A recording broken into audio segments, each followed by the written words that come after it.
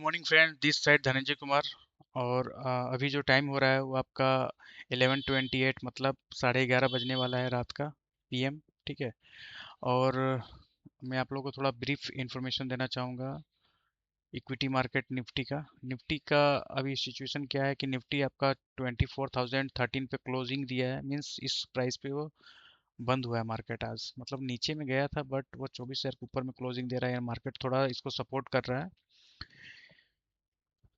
और मार्केट अगर ऐसे ही आगे बढ़ते जाएगा तो फिर ऊपर जाएगा। ठीक है। ये निफ्टी का सिनेरियो है। और साथ में मैं आप लोग को कमोडिटी मार्केट का थोड़ा सा एक्सप्लेन करना चाहूँगा। क्रूड ऑयल जो कि एक मार्केट में बहुत ही अहम रोल प्ले करता है। Crude oil because of that इसका महंगा होने से सारा चीज़ महंगा हो जाता है। ठीक है। तो क्रूड ऑयल का प्राइस अभी 7274 रुपीज़ का चल रहा है। और ये जो प्राइस है अप्रोक्स धीरे धीरे बढ़ता हुआ दिख रहा है, बट ये सिग्निफिकेंट या 7,000 से लेकर 7,500 के बीच में ट्रेड करेगा। ठीक है। जैसा अभी न्यूज़ में आ रहा है कि यूएस और ईरान के बीच में कुछ डील साइन होने वाला है। ओके। ये सारा जो आपका स्टेट ऑफ हुर्मुज का जो प्रॉब्लम है वो सॉल्व होने वाला है। तो इस वजह से क्रूड ऑयल का प्राइस इस लेवल से नीचे आया है। ठीक है। तो आगे का क्या होगा? आगे आप लोग थोड़ा सा मेटल को थोड़ा देख लेते हैं। मेटल में आपका है गोल्ड, जो कि एक तरह का सेफ इन्वेस्टमेंट माना जाता है। बिकॉज ऑफ दैट अगर वर्ल्ड में किसी तरह का फाइनेंशियल क्राइसिस आता है तो ये गोल्ड बढ़ता हुआ दिखाई देता है। रीज़न यही है कि लोग इसे सेफ समझते हैं। इसका वैल्यू क्राइसिस के समय बढ़ता है। बट इमर्जिंग मार्केट के लिए गोल्ड अच्छा नहीं है, जैसे हम लोग इंडिया के लिए। इसमें कोई वैल्यू क्रिएशन नहीं होता है बट प्राइस बढ़ते जाता है। ठीक है। तो ये गोल्ड आपका जो है अभी चल रहा है 1,45,170 रुपीज़ का 10 ग्राम, मतलब 1,45,170 का 10 ग्राम अभी प्राइस चल रहा है एमसीएक्स पे। एमसीएक्स क्या है आप लोग को बता देना चाहेंगे। एक मल्टी कमोडिटी एक्सचेंज है जिसमें हम लोग metal, silver, gold, copper, aluminium ये सारा चीज़ ट्रेड होता है। साथ में क्रूड ऑयल, नेचुरल गैस, ये सारा कुछ ट्रेड होता है यहाँ पर। और हम लोग इंडियन मार्केट में उस चीज़ को देख के समझ सकते हैं। ट्रेड करना जरूरी नहीं है बट हम लोग देख के समझ सकते हैं प्राइस ऊपर जा रहा है या नीचे जा रहा है। ठीक है। तो कॉपर का प्राइस अभी चल रहा है 1309 का। ठीक है।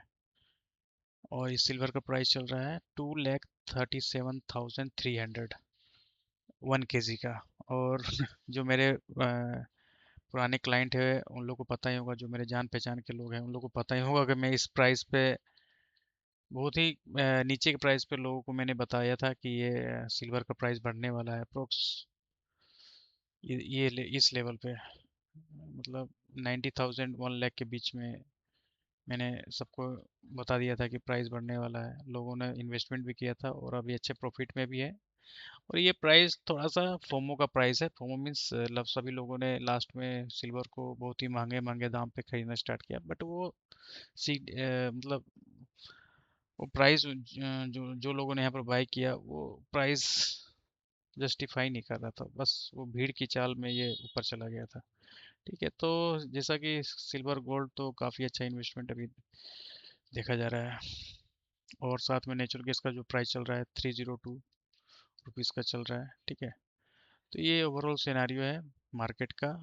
कमोडिटी मार्केट हो, एनर्जी मार्केट हो या इक्विटी मार्केट हो, यही सारा सिनेरियो है। बात रही निफ्टी में गेनर्स और लूजर्स की, तो निफ्टी 50 का गेनर्स जो है आज इटरनल्स, जिसको हम लोग जोमेटो बोलते हैं, भारतीय एयरटेल है।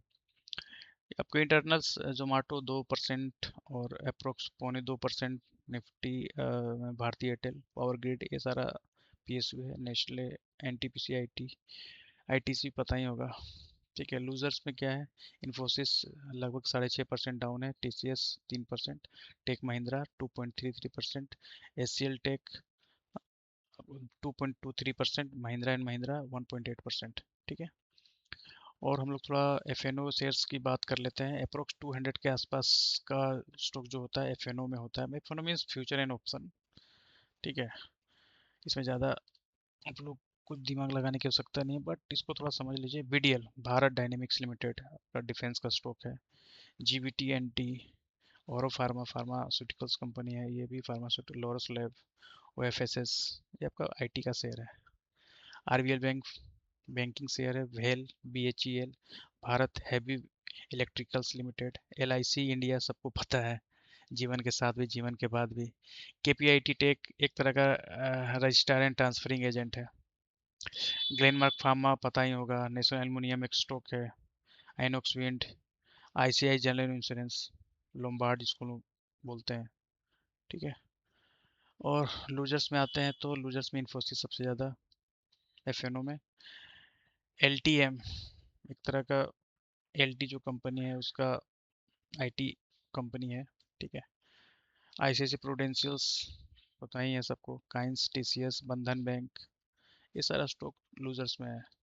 और भी स्टॉक है जो लूजर्स और गेनर्स में है।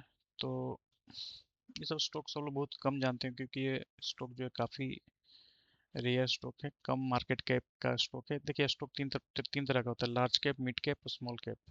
और ये उससे भी छोटा कंपनी इधर है, ठीक है। जैसे कि आप ESAF ESAF small finance bank नाम सुना ही होगा, नहीं भी सुना तो कोई दिक्कत नहीं है। ये सब छोटा छोटा कंपनी है, मार्केट कैप काफ़ी छोटा है इन लोगों का, इसलिए आप लोग को इसके बारे में ज़्यादा जानकारी नहीं होगा। आपको रिलायंस जान सकते हैं, TCS, ये सब समझ सकते हैं, ठीक है। लूजर्स में क्या क्या है, ये सारा स्टॉक है। एम MC एम क्लाउड हो गया, फैक्ट, ये सब हो गया, HDBL, ठीक है। सेमारो का तो नाम सुना है, जो लोग म्यूजिक मूवी देखते हैं। सेमारो कंपनी भी लगभग 5% डाउन हुआ है।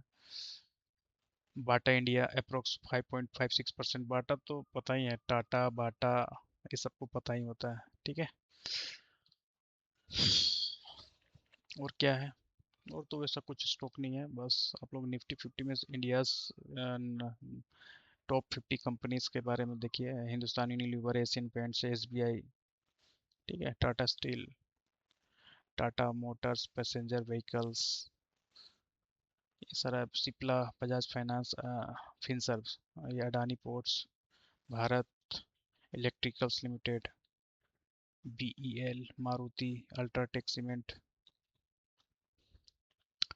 टाटा मोटर्स पैसेंजर व्हीकल, ठीक है। ये सारा स्टॉक को आप लोग देख सकते हैं कितना डाउन है, ठीक है।